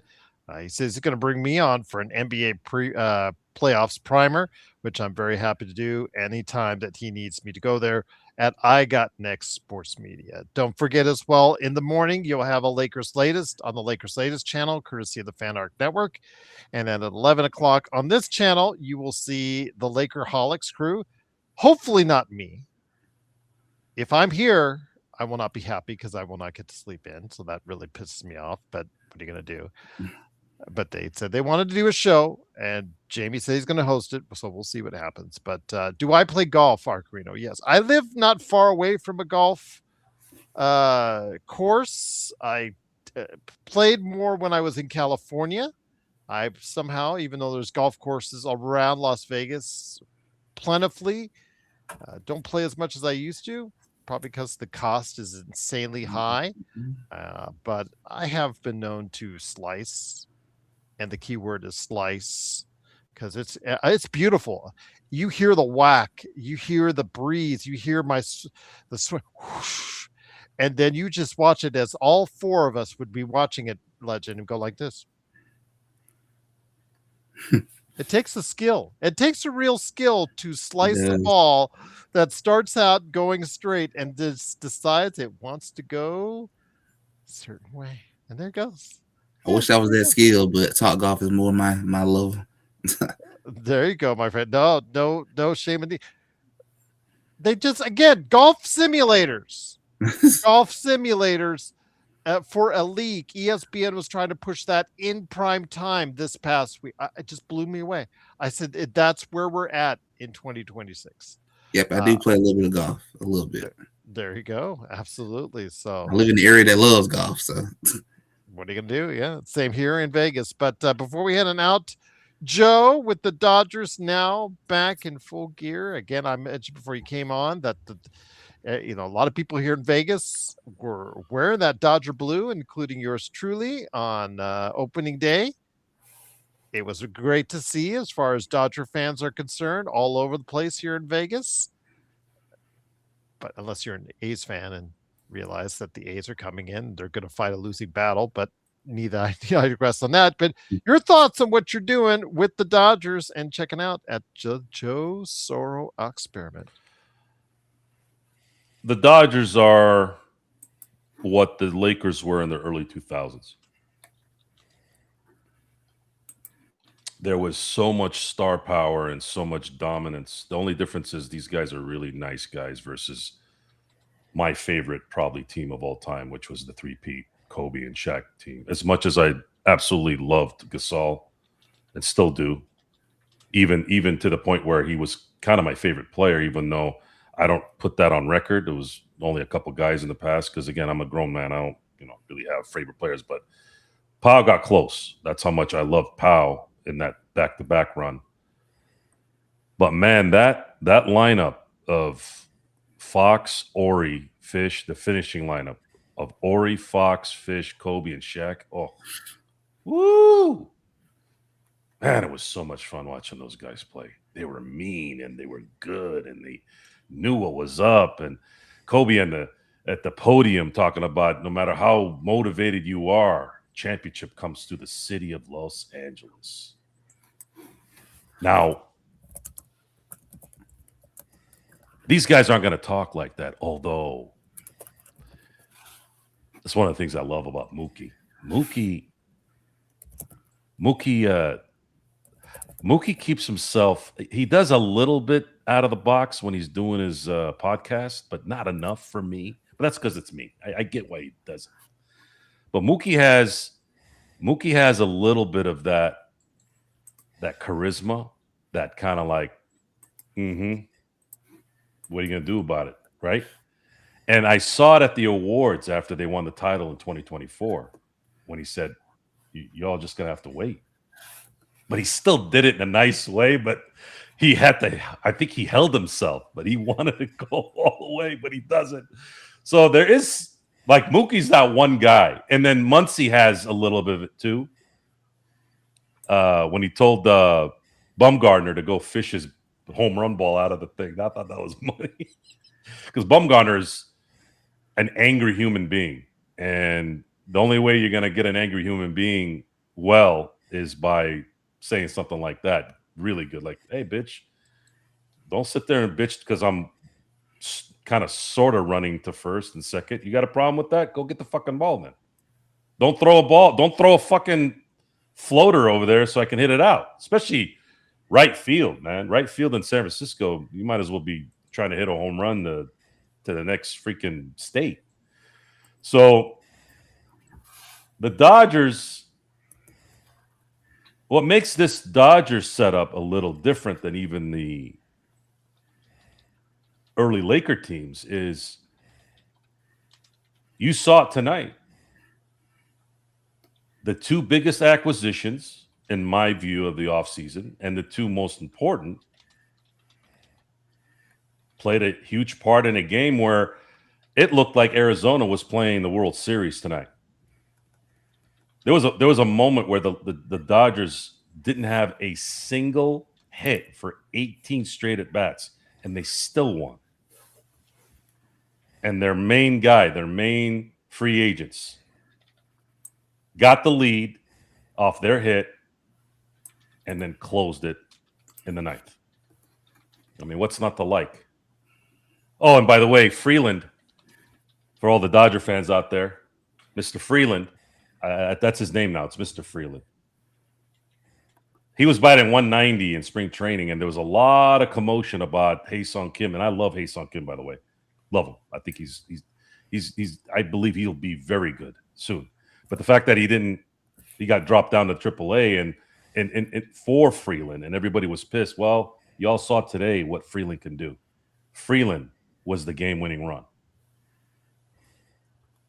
And he had 2 hits, one being a home run. Let the guys that know what they're doing, that have already proved that they're doing what the right things, until they stop winning, then you can maybe say something. But right now, I don't care if Roberts goes and acquires Ronald McDonald and puts him at first. Hey, who am I? This is the back-to-back World Series champions. Who am I to say anything about that? If Dave Roberts and Friedman think that this is the right move, all right, well.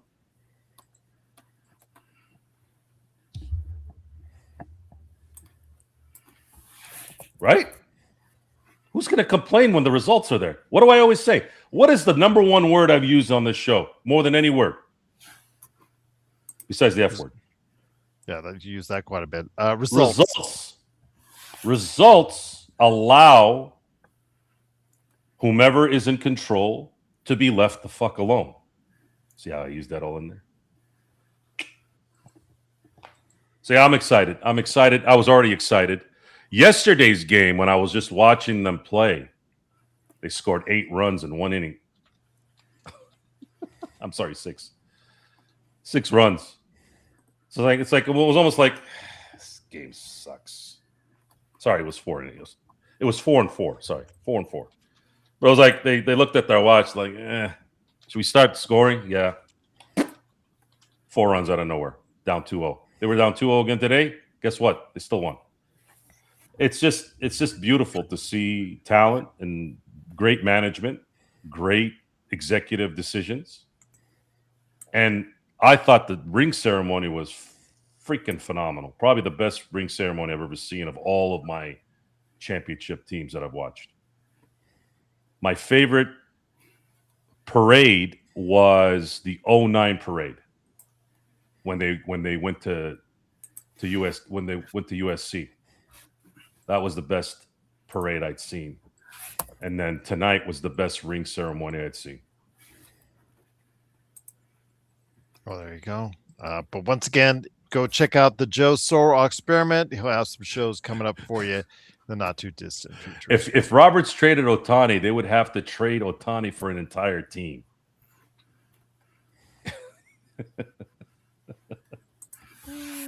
I don't know, Xbox. I mean, you're a Godfather fan, sounds like, and I can't argue with that. But all great movies, all great directors. So I'll just leave it at that. Again, What about Coppola? oh no, Karina was asking for a director's list, and he's a huge Coppola fan. I am a respecter of Coppola, but I'm not. Let me tell you this: the best director of all time is Italian. You can pick whichever one. Sergio Leone.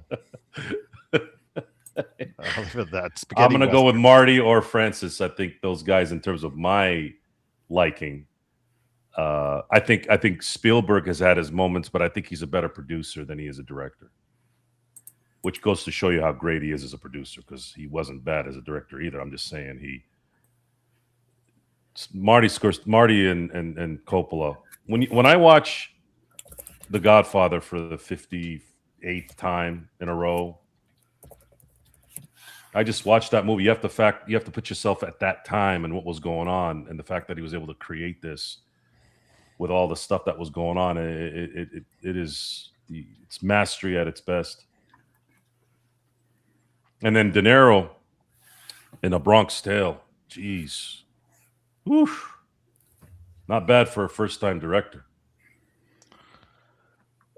Any thoughts, Legend, from you, my friend? Do you have some directors that you look at and that you give a ton of respect? I also forgot to mention Spike Lee. I forgot to mention someone, like I said earlier, I'll tell you this, John Lucas, Woo. I'll tell you where Lucas hit the mark in the prequels is the fight scenes, because whatever the hell they had with Kathleen Kennedy in the latest crapcles, where the people are just sitting there playing sticks, at least George got the fighting better in the prequels.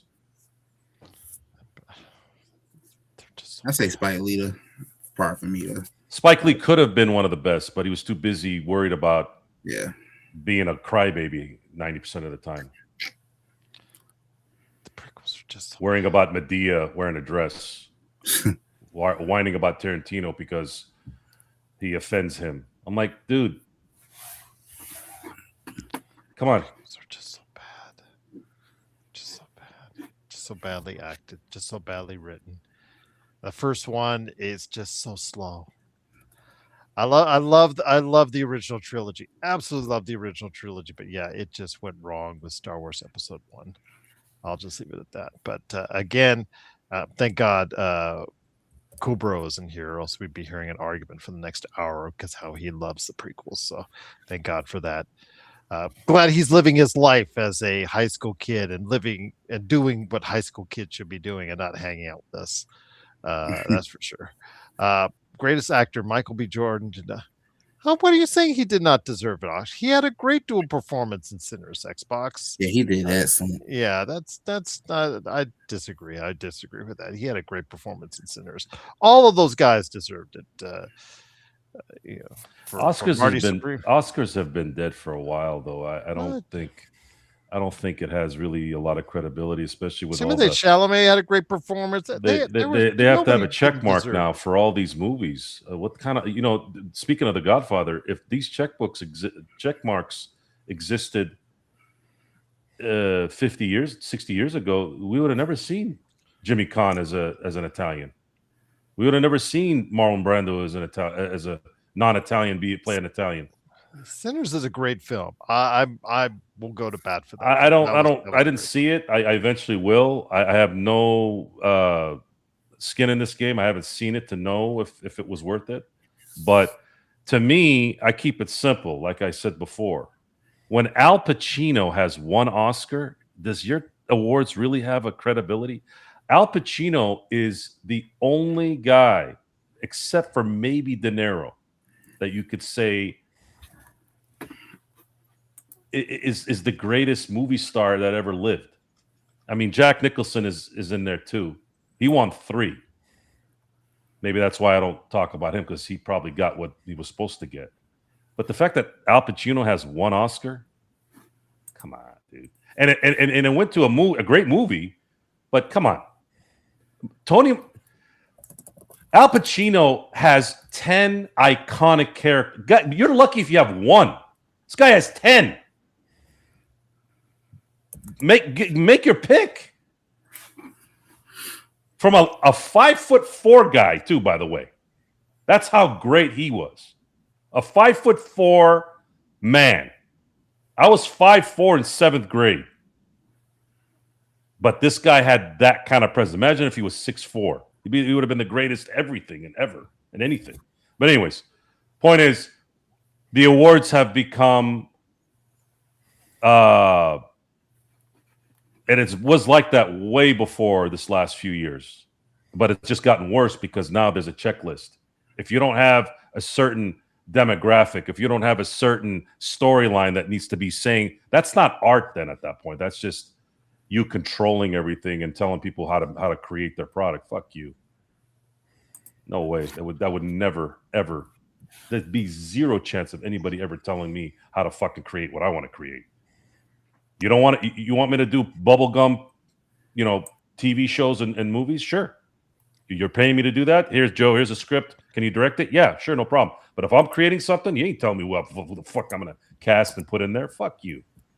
I pick only the best. I don't give a fuck what is going on. I'm picking the most qualified and the best at what's going on. You ain't telling me I'm just going to go pick somebody because you're saying, well, somebody needs to be in this. No, fuck you. No way. That would never happen. Ever. Never doing that business. That's how I got out of the corporate world. Because I had to be nice to people I didn't want to be nice to. Why am I going to be nice to this fucking idiot who doesn't know how to do his job? Why? Because there are rules. You might get sued. Good. Go find somebody else to do this job. And by the way, you guys suck at your job, too. You guys have no fucking idea what the fuck you're doing. But because you got money behind it, you're allowed to be here. But in the end, you're all going to get divorced. You're all going to be fucking having to worry about your fucking boss on your ass all day. You know what I worry about, Gerald, every day? What's that? Nothing. I get up when the fuck I want. I sleep when I want. Everybody's safe in the house.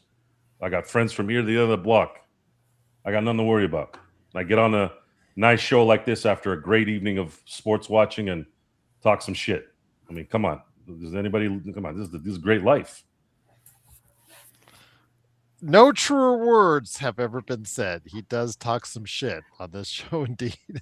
It is, of course, it's sad because Spike Lee, Malcolm X, that movie should have taken him to. That should have. Well, that's his Godfather to Francis Ford Coppola. Goodfellas to. I mean, you could say Raging Bull too, but Goodfellas to me is when Marty became like iconic. He was already a legend, but he became iconic after Goodfellas. Spike Lee should have been directing great films, and I actually liked He Got Game too. He made Ray Allen look like a fucking movie star. I don't know how the fuck he did it, but he did it. He wanted Kobe, by the way, for that. By the way, did you know that, Gerald? Yes. He wanted Kobe for that. Kobe's like, "Hey, man, I got to work out, baby. I can't do this." And that's probably the only reason why I don't go all in on Spike, because Kobe kind of liked him. MJ likes Spike. So I don't, if Kobe and MJ are cool with Spike, then he might not be that bad. But I think he hindered himself because of his, he's basically the Bret Hart of movies. Would you agree, Gerald? I would agree. But I mean, seriously, how much more can you whine over and over again about something that's never going to change? I understand he has his issues with other directors, Tarantino and things of that nature, but I cannot take away from his biography, his filmography. He is truly a gifted director, and Do the Right Thing all the way to leading to Black Klansman of the past 10 years. That's a definitive performance for Adam Driver, and catapulted him to stardom, and the way that he structured that. He is a gifted director, and I'm hoping to see more from Spike Lee as well. Polanski, absolutely. Roman Polanski, before his troubles, I again think that that he created it of himself. Obviously, was considered at the top of its game at that point in time. But I'll leave you guys with thoughts on that one. But Polanski would get skinned if I ever saw him. Yeah, a lot of his own doing. I'll just leave it at that. But again, it is of course the Lakers fast break. It is of course the Joe Soro experiment. Mr. Joe Soro, legend from I Got Next Sports Media, along with me, Gerald Glassford. Thanks again for watching and listening. Truly appreciate it. Rush Hour. Yeah. That scene. Pick any scene, but the scene where he's like, "How do you sell a big box of grease?" He's like, "No soul food here." I said, "I didn't ask for soul food." I said, "How do you sell it back?" I ain't no punk bitch. I ain't no punk bitch. Yeah. Well, between Brett Ratner and Roman Polanski, yeah, those two are a pair. I'll just leave it at that. And again, that film can't be made right now, Gerald. Yeah, I know that. I have seen it. Yes. Rush Hour can't be made right now. How is that going possible? to make a Rush Hour 5? I'm not talking about doing it now. I wouldn't do it now anyways, even if it wasn't all. According to... There's an energy that doesn't exist anymore. I guess Gerald lost his energy and left. So everyone...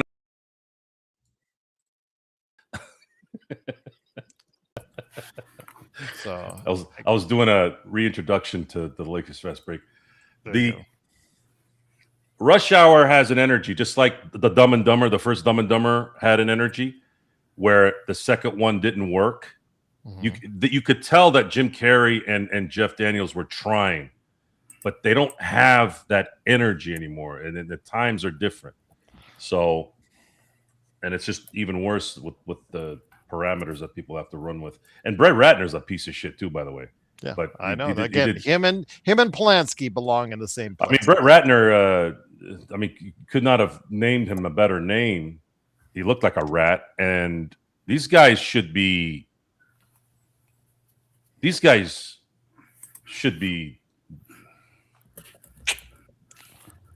Brett Ratner supposedly is going to be doing Rush Hour 5, so enjoy. You can tell me how it is.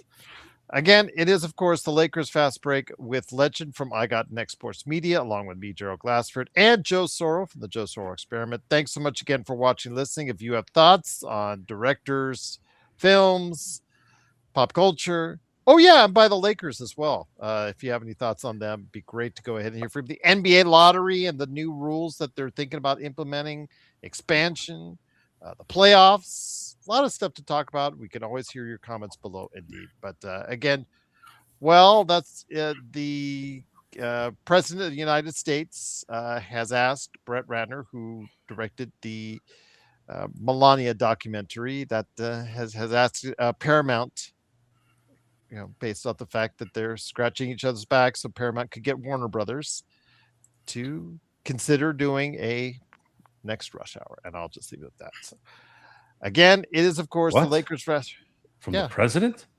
Yes, that is from the president. That's a shocker right there. The fuck is that? It's all intertwined.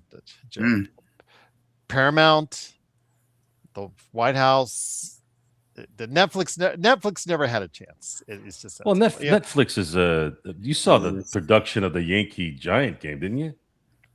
I only saw bits and pieces of it. I've seen blind and deaf people record better shit than what the fuck those guys were doing. I'm like, what is going on here? And NBC. How about NBC after the game yesterday?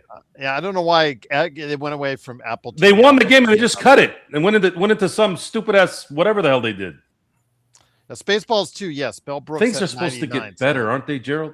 Things are supposed to get better. Why is everything worse? I can't go back and forth on separate apps. Welcome to 2026. How do you get worse when you have more resources? This is what happens when you have a checklist, when you hire people. Are you good at your job or you're not? You get hired off that. That's how it should be. I don't give a shit what side of the aisle you're on. I don't give a fuck what you do in your life. You hire the most qualified person, right? Tell me, that's another thing. Tell me I'm wrong on that. Opportunity doesn't mean results for those people who, I guess, have the opportunity. Can you do the job? Can you make Rush Hour 5 funny? Especially dealing with 260 and in Jackie Chan's case, probably Happy 70. Gilmore 2 was a travesty. That was bad. It was real bad. Talk That about was energy. Talk about energy. The story, that one, and what I watched Beetlejuice. I watched the sequel of Beetlejuice. I wanted to punch the TV. I was so pissed off after 10 minutes. I'm like, where the fuck is Michael Keaton? And then I continued to sort of watch while I was working. I'm like, he's in the movie 4 times. It's called Beetlejuice. I don't give a shit about this chick. Like, who's making this stuff? Who's allowing this to be greenlit? I don't want to say Steinbauer movies are trash now. I just saw Project Hail Mary. I liked it. I watched it. I didn't think it was too long. I thought it was really good. I was entertained. Yeah, you're right. It is Vari's fault. It Can't was believe emotional. You I should be liked ashamed it. of yourself. Steinbauer. Movies are not trash. Just certain ways that they go about movies, but they're not all movies are trash. I don't agree with that. If you think they are, then I respect your opinion on that. But I don't think movies are trash. I'm looking forward to seeing Christopher Nolan's The Odyssey. I'm looking forward to seeing Dune Part 3, Avengers, Doomsday. I'm looking forward to seeing a lot of movies this year, more so than I have in previous years. But again, Project Hail Mary, I do recommend. So James Gunn got another movie coming out this summer. He does. Not Space. Is it another Space Jam? I think it's Supergirl. Oh, Supergirl. Yeah, Supergirl. Yeah, that is coming out. DC Studios. Yes, there's only one Supergirl in my view. Only one, and her name is Helen Slater.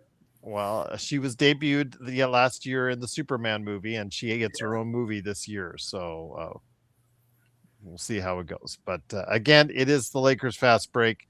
If you have thoughts, I do cover the world of pop culture each and every twice a week, wherever you get your podcasts, and they do show up here as well. But also catch my conversations with legend at NBA Observations, Matt John, coming up this weekend.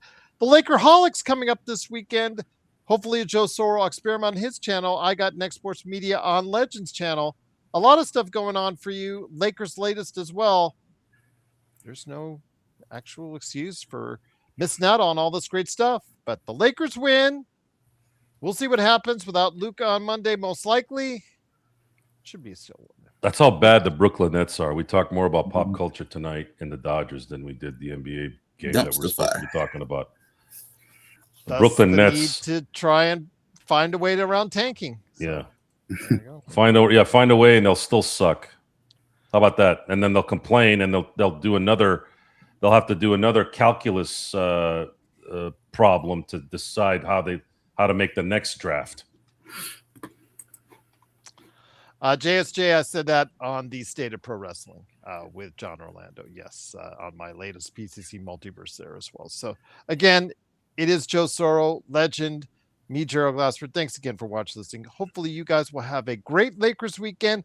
There's no end to the great content on all of our channels, so please like and subscribe and catch all the good stuff on our channels this weekend, starting with what you see right here at the Lakers Fast Break podcast.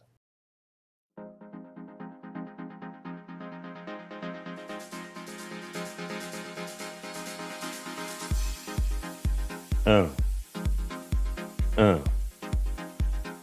look, it's Stone. I hope he's doing well. He's fine. He's got a girlfriend.